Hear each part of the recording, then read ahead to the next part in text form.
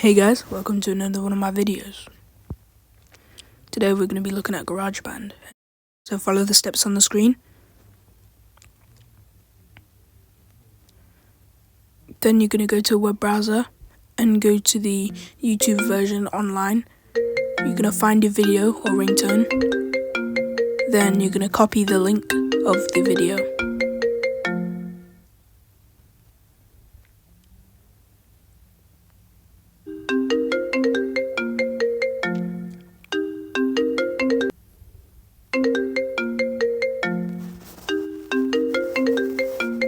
Once the link is copied, you're going to find a YouTube video to MP3 converter,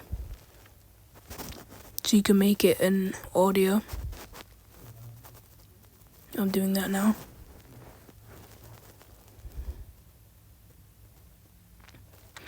Once converted, you're going to save it into your files and downloads. I'm going to go back to GarageBand, go to your files, browse from the Files app, and find the file. You're then going to hold on it and insert it back into the GarageBand menu.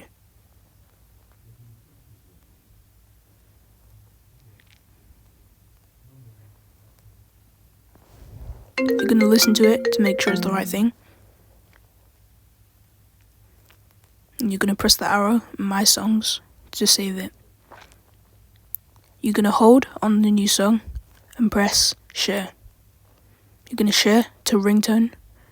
You can name the ringtone whatever you want. I named mine iPhone.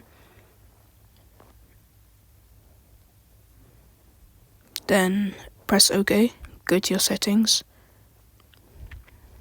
You're going to go to ringtones, sounds and haptics, and set the right ringtone. And that's it. Thanks everybody for watching. I'll see you in the next one. Bye.